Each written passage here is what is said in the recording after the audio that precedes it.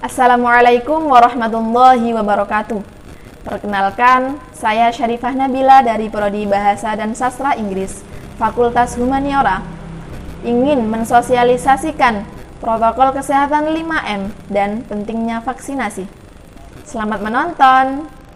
Coronavirus atau yang lebih dikenal dengan COVID-19 adalah virus yang muncul di tahun 2019. Lalu menyebar dengan cepat ke seluruh dunia dan menjadi pandemi.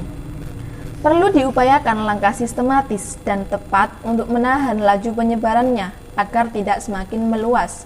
Salah satunya dengan menerapkan protokol kesehatan secara disiplin oleh semua pihak.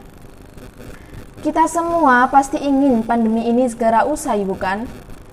Kalau demikian, mari melaksanakan anjuran pemerintah dengan menerapkan protokol kesehatan 5M dalam kehidupan sehari-hari. Lalu, apa sih 5M itu? 5M adalah gerakan pencegahan COVID-19 yang dicetuskan pada tahun 2020. Berisi 5 hal penting yang wajib diterapkan oleh kita semua. Karena kelima hal itu diawali dengan huruf M, makanya dinamakan dengan 5M. Mari kita kupas satu persatu. Yang pertama, memakai masker.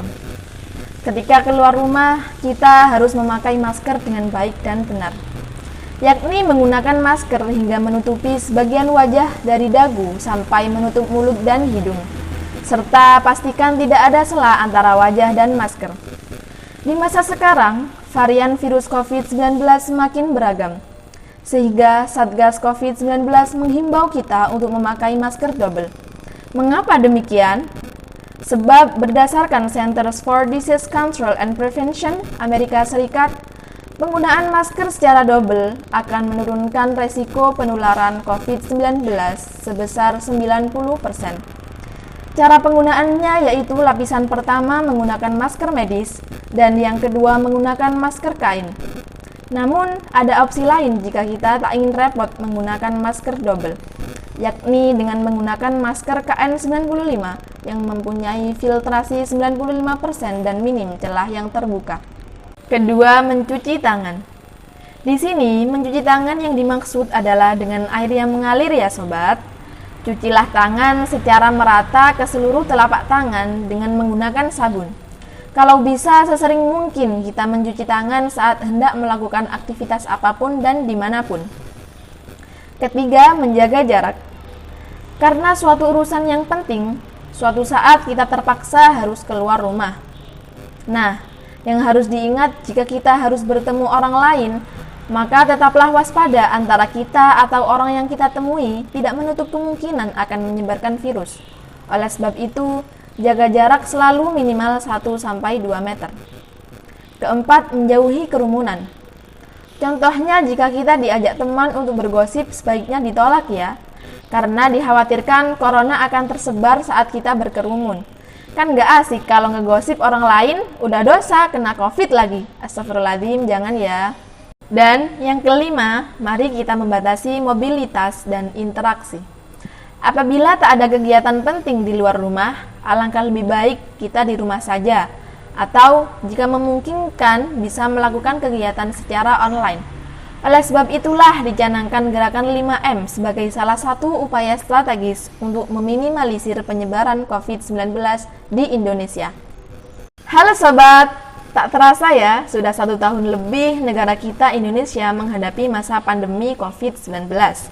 Kalau dulu tahun 2020, cara pencegahan COVID hanya sebatas menerapkan protokol kesehatan dan melakukan pembatasan-pembatasan sosial. Kini pemerintah sudah mempunyai stok vaksin yang berlimpah untuk siap didistribusikan kepada seluruh warga Indonesia. Berbicara tentang vaksin, apakah kalian sudah paham betul apa sih vaksin itu? Cara kerjanya bagaimana? Manfaat vaksin yang masuk ke tubuh kita apa? Dan apa nggak ada efek sampingnya? Mari kita bahas. Untuk mengetahui apa itu vaksin dan bagaimana cara kerjanya, kita harus memahami terlebih dahulu bagaimana sel imun dalam tubuh kita merespon infeksi suatu penyakit. Dalam kehidupan sehari-hari, kita sangat mungkin terpapar bakteri atau virus masuk ke dalam tubuh kita. Bakteri atau virus yang masuk ke tubuh kita akan dikenali oleh sel kekebalan tubuh atau sel imun. Sel tersebut akan mengenali dan melawan bakteri atau virus. Sel imun akan memicu kerja dari sel imun memori yang juga akan mengenal, melawan bakteri atau virus tersebut, dan memicu terbentuknya antibodi. Hal ini bertujuan agar ketika ada bakteri atau virus yang serupa masuk kembali, tubuh kita dapat melawannya. Namun, jika tubuh dalam kondisi lemah, sel ini dapat kalah dalam melawan bakteri atau virus. Akibatnya, kita bisa sakit. Nah, bayangkan sebelum bakteri atau virus masuk ke dalam tubuh, kita sudah memiliki sel imun untuk melawannya. Disinilah fungsi vaksin. Vaksin salah satunya berasal dari bakteri atau virus yang dilemahkan. Vaksin dapat memicu sel imun untuk menghasilkan antibodi spesifik terhadap jenis bakteri atau virus tertentu. Sehingga jika nanti ada serangan dari bakteri atau virus yang serupa dengan vaksin, tubuh sudah siap melawan bakteri atau virus tersebut melalui antibodi yang diproduksi. Jadi, dengan adanya vaksin, kita tidak perlu sakit terlebih dahulu untuk mendapatkan antibodi yang efektif guna melawan bakteri atau virus yang serupa. Dan jika ada bakteri atau virus serupa masuk dalam tubuh, kita sudah siap melawannya. Selanjutnya, mari kita lihat manfaat dari vaksin. Pertama, dengan vaksinasi, kita tidak perlu sakit terlebih dahulu untuk mendapatkan kekebalan tubuh, dan vaksinasi tidak menimbulkan penyakit.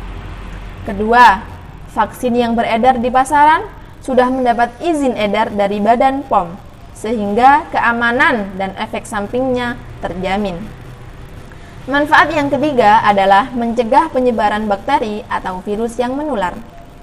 Bayangkan jika kamu sedang berada di sebuah kerumunan, dan di sana terdapat seseorang yang terinfeksi bakteri atau virus menular. Maka bisa saja kamu akan tertular bakteri atau virus tersebut, kemudian kamu dapat menularkan ke 7, 8, 9, 10 dan masih banyak lagi. Dan juga 10 orang ini pergi ke tempat lain, maka penularan menjadi lebih besar. Nah, sekarang bayangkan jika kondisinya berbeda. Kamu dan beberapa orang di kerumunan tersebut sudah divaksinasi. Hal ini dapat membantu untuk mencegah kamu tertular dari bakteri atau virus tersebut. Dan dalam lingkup yang lebih besar dapat mencegah penyebaran suatu bakteri atau virus. Hebat bukan? Apakah vaksin 100% aman? Nah, vaksinasi juga memiliki beberapa efek samping yang mungkin muncul dan biasa dikenal dengan istilah KIPI, kejadian ikutan pasca imunisasi. KIPI merupakan semua kejadian yang terjadi setelah imunisasi dan diduga berhubungan dengan vaksinasi atau imunisasi. Salah satu gejala yang sering muncul adalah reaksi lokal. Gejalanya ditandai dengan nyeri, bengkak, dan juga kemerahan pada bekas suntikan. Biasanya akan muncul sekitar kurang dari 48 jam setelah imunisasi. Kalau kamu menemukan gejala seperti ini, langsung kompres dengan air hangat hingga rasa nyeri hilang. Jika rasa nyeri terus muncul, kamu bisa tambahkan dengan minum paracetamol sesuai dengan dosis yang dibutuhkan. Selain reaksi lokal, terkadang juga muncul efek samping lain yang disebut dengan reaksi sistemik. Reaksi ini ditandai dengan demam lesu, nyeri otot, nyeri kepala, atau menggigil. Jika kamu mengalami reaksi semacam ini, segera konsumsi air hangat dan bila perlu konsumsi paracetamol sesuai dengan dosis yang dibutuhkan. Namun, apabila tidak kunjung membaik setelah penanganan ringan, atau mengalami reaksi yang lebih parah dari dua reaksi yang sudah disebutkan tadi, segera hubungi fasilitas kesehatan terdekat untuk melakukan kontrol gejala dan catatan KIPI lebih lanjut. Vaksinasi diharapkan bisa menjadi solusi untuk menyudahi pandemi yang telah memakan banyak korban jiwa, serta melumpuhkan aktivitas masyarakat.